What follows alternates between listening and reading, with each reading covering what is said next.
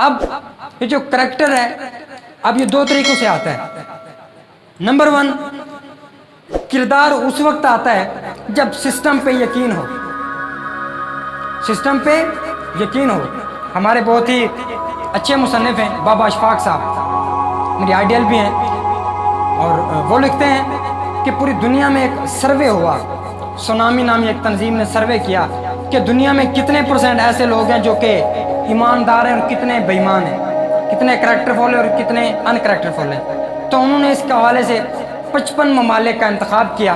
55 ممالک میں 350 سٹیز، ان کے جو شہر تھے ان کا انہوں نے انتخاب کیا. بڑا ایک عجیب تجربہ تھا.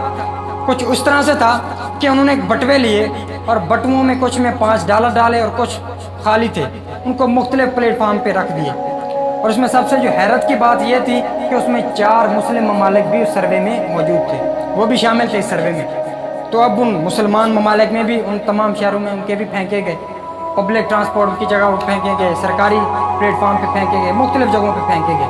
اب جب اس کا نتیجہ آیا وہ بڑا دل دہلا دینے والا تھا کہ وہ جو ممالک ہندو تھے وہی ٹاپ 10 میں آئے. جو مسلم ممالک تھے ایک کا نمبر آیا 29 پہ، ایک کا نمبر آیا 41 پہ، ایک کا نمبر آیا 47 پہ اور ایک 50 پہ آیا.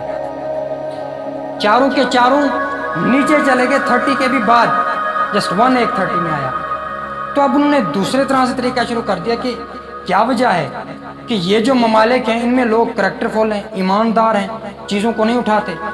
اب جب دوسرا تجربہ ہوا تو وہاں پہ بات ظاہر ہوئی کہ ان لوگوں کو سسٹم کے اوپر یقین ہے کہ وہاں کے لوگوں نے بٹوا اسی لیے نہیں اٹھایا کہ اگر ہم نے اٹھایا تو یہ سامنے کیمرہ دیکھ رہا ہے، ہم پکڑے جائیں گے. اگر ہم نے اٹھایا تو وہاں پہ سیکورٹی گارڈ کھڑا ہے، ہم پکڑے جائیں گے. اگر ہم نے یہاں سے کوئی چیز کو لینے کی کوشش کی تو پکڑے جائیں گے. کیونکہ وہ کیمرے، وہ سیکورٹی گارڈ کسی سسٹم کی وجہ سے انہوں نے نہیں اٹھایا اور وہ کیا نمبر 1 پہ چلے گئے، کردار یافتہ ہو گئے، ایماندار ہو گئے.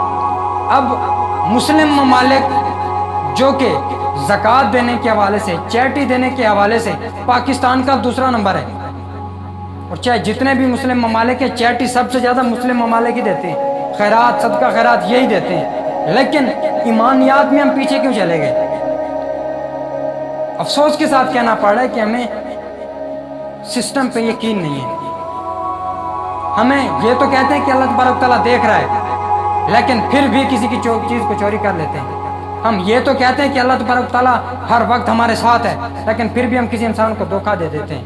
ہم یہ تو کہتے ہیں کہ رب دیکھ رہا ہے، لیکن پھر بھی ہم کسی کے ساتھ زیادتی کر دیتے ہیں، برائیاں کر جاتے ہیں. کیوں؟ کیونکہ صرف ہم زبان سے کہتے ہیں، اس کے اوپر یقین نہیں ہے ہمارے سسٹم کے اوپر. جب یقین نہیں ہوگا تو اس کے نتیجے میں پھر یہی آتا ہے. پھر دوسرا کردار اس وقت آتا ہے جب انسان کے اندر کوئی رول ماڈل ہو، انسان کا کوئی ایک آئیڈیل ہو.